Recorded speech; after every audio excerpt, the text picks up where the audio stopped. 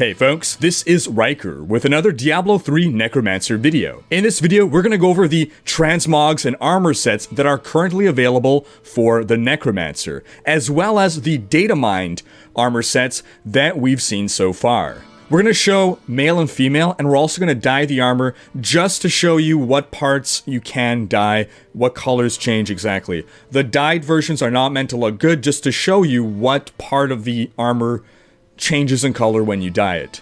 So first off, the base appearance. This is what the Necromancers look like with no gear on whatsoever. As you can see, already very cool, looking like rock stars. Victorian rock stars?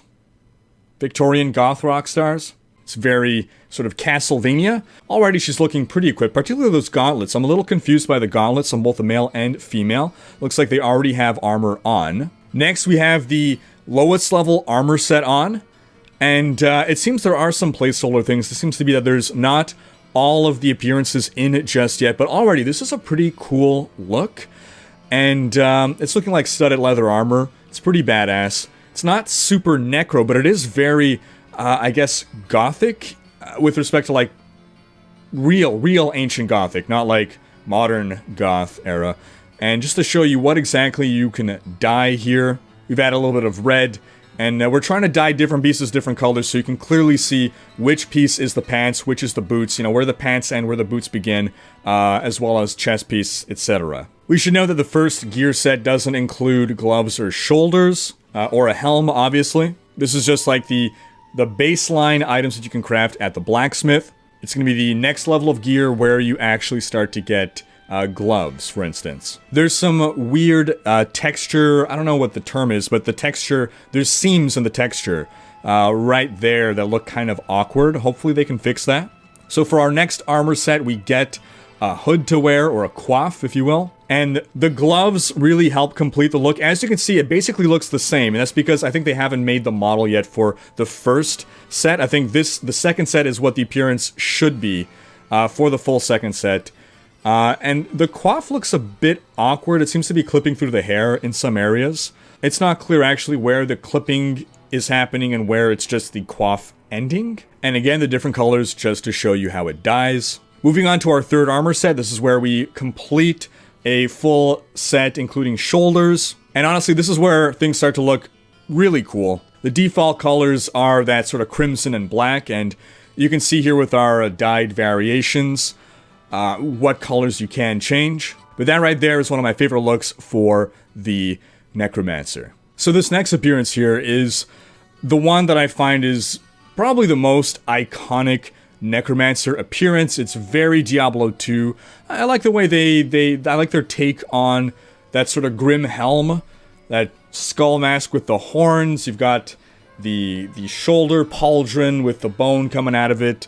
The sort of ribcage armor. It's that very iconic Diablo 2 Necromancer appearance, but with a, you know, a modernized take on it. And I wouldn't have expected it, but it actually dyes surprisingly well. Again, my color combinations here aren't the best. It's just to show off what it looks like dyed. But like when I think Necromancer, this is the appearance that I would think of. Now this next armor set, I don't really like. It's executed very well. I don't know, I'm not crazy about the helm or the shoulders. That particular style of bone mask, I don't know if it's supposed to be a goatman head or what.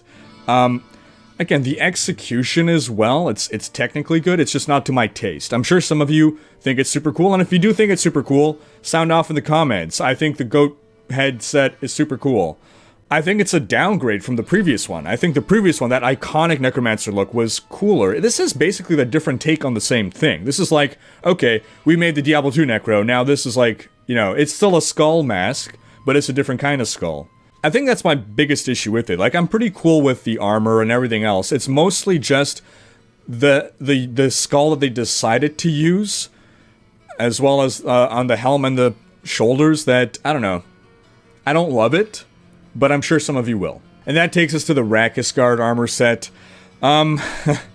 So every class has Rakesh Guard and Ascended armor. Ascended is the one with the faces everywhere, and the Rakesh Guard is the one right before that.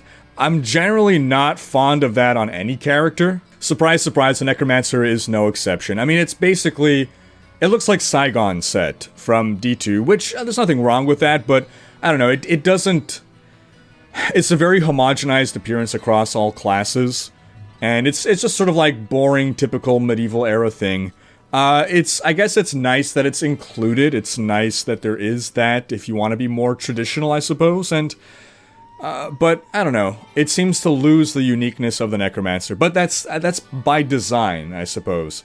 And this is an armor set that actually particularly does not die well. Generally, applying color to anything that's metal in the game tends to not work very well. So I tried to go with some gold here, which kind of works okay-ish, but again, mostly I'm just trying to show you what it looks like dyed. And that takes us to our final appearance, the Ascendant, which, again, I don't fancy, but Blizzard had no choice. I mean, they painted themselves in the corner upon initial development of D3, where they gotta have a look like this for every class. I mean, it's not the worst. It kind of looks like a robot or something. I mean, it's a cohesive set. It's a cohesive appearance. And I suppose it does kind of look darker, I don't know, than the other ones. I feel like overall the appearance of the Necromancer is sort of a mix of the Wizard and the Demon Hunter. But yeah, and if you want to dye it, this one dyes better at least than the previous one. Some more color options that you can go with, at least. But still, I don't imagine seeing too many transmogs using the Ascended set or the previous set that we looked at. Now again, it seems there's a bunch of missing sets that haven't been added in yet. They're basically placeholder assets, but stuff has been data mined. We can find this by Reddit user Recupero?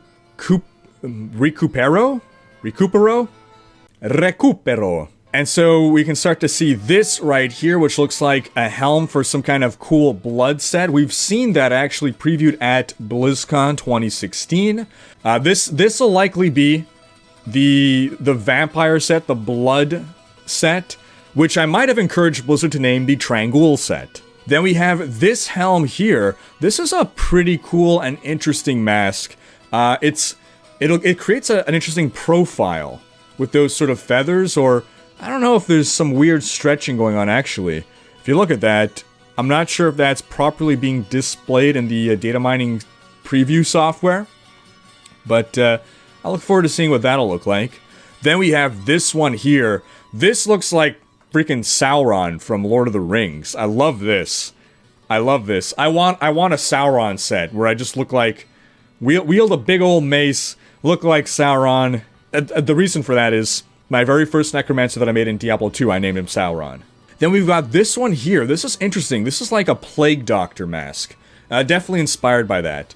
So, you know, Plague Doctors in the olden times, they wore those masks with like the long noses. And that was because the noses were filled with, I don't know, some kind of smelling... something to smell, to sniff, to help them not get the plague. Oh no, probably to deal with the scent of the horrific death and disease. I'm not super fond of the aesthetic of a plague mask. I think it looks a little silly, but I super love that crown floating above it. And overall, it'll be a cool appearance.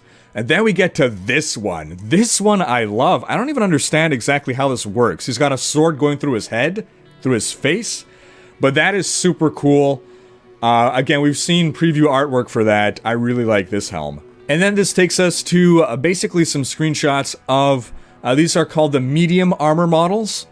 So if we take a closer look here, we're seeing some stuff that is familiar, but some stuff that is new. I think this right here, this seems to be Sun Wuko's set. This seems to be what probably Might of the Earth, is it? We got the Jade set, the Shadow set. This is the set that you get for completing a season. And then this might be, I think, Veer's set, maybe? Moving on to the light armor models, I think this is where we'll see some of the missing ones. As we're going through, for instance, you know, the very first armor set, I think, will be this. That seems to be the appearance that most closely matches the 2D artwork. So this is probably going to be the very, very basic first armor set that you get. Over here, that clearly looks like the Shimizu's Haori. So I don't know if that item's just special enough to get its own appearance, perhaps. And then this chainmail looks pretty cool as well. Unclear what that'll be. But good to see some other appearances. And that takes us to some more armor models. These are listed as light, but I think they're the heavy armor models. Again, some are looking familiar here. But this one right here, that's clearly going to go with that that helm. This is probably going to be Trangul set, the blood set. This one right here likely goes with that sort of Mayan helm with the big aura behind its head, if you will. And it seems this purple here is actually going to be Veer's set. So what that other one is, it might be Tal Rasha's, it's not clear. But overall, as you can see, there are more appearances in there. I suspected as much. When I was looking through, I mean, there's a reason transmogs were disabled. I had to actually go out and craft the armor sets, and when you look at the crafted gear, it did seem like there were some missing. And I was really hoping that Blizzard wasn't going to just cheap out on us and not give us all the appearances. But clearly they have some in the files. Maybe it's not finalized yet. Maybe there's a reason that maybe they're still polishing up the art, or maybe they just don't want to give everything away right away. Maybe they want to keep some stuff hidden. But thanks to data miners, we can take a look here, and looks like overall the Necromancer visually looking super cool. We'll finish off by looking at a couple of the data mined assets here. So starting with this here from the shop, this basically shows you what you're going to get when you buy the Necromancer. So not only are you getting access to the Necro, you're getting a set of wings, you're getting some unique banner stuff, you're getting a unique pennant, you're getting what appears to be a blood golem pet, a portrait, and as we knew, 2 character slots and 2 stash tabs. Here's the artwork for the What's New in Patch 2.6 screen. Obviously there's some missing foreground elements, but this will look very familiar to you. And it's showing off the new monsters, the new area, probably challenge rifts as well. I mean, we know they're coming, but it seems to be that's what it is showing off right there with that little obelisk. This is the pennant texture off the pennant.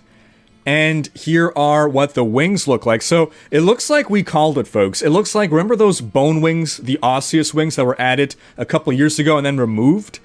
Looks like they did end up saving them for the Necromancer. It looks like they refined the design a bit, but also added some kind of like webbing, if you will, some sort of spectral or semi-translucent webbing. We have here some icons for the phylacteries. That is a Necromancer-specific item. It's the offhand. It's sort of like a wizard orb, but he holds it, instead of holding it like this, he holds it like this. Then we've got some scythe appearances. Various two-handed scythe designs looking quite cool, quite distinct from each other as well. You got serrated edges, you got some that look more traditional. We've got some bone shields that have appeared, looking very classic. We've got some one-handed scythes, which are... Someone brought up this in stream recently. Isn't a one-handed scythe just a sickle? Maybe, but that doesn't sound as cool. As you can see, these designs all looking pretty cool, though. This one here, the crescent, seems like the texture is stretching weirdly across it. Doesn't seem to be intended to look that way. We see that actually maybe with a couple of the items. Hopefully, these will be resolved. And then we have the 2D art for these various scythes, as well as for that two-headed bone shield, which, again, iconic Diablo 2.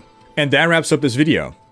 Leave a comment with your thoughts. Do you think the Necromancer is looking cool? Be sure to check out our other videos where we showed off the Pet Mancer build, where he summons the biggest army he can possibly summon. That's over 20 pets that he can have up at all times. We also have 2 videos where we go over the skills of the Necro, or at least we've started. The Necro currently has been removed from beta. Seems that there's going to be some retooling, so when he returns to beta, we're going to continue going through the skills. Thanks for watching. Special thanks to my Twitch and Patreon supporters for making these videos possible. If you enjoyed this video, please share it, check out these other videos, and subscribe to join Rhykkers Raiders for more Diablo content.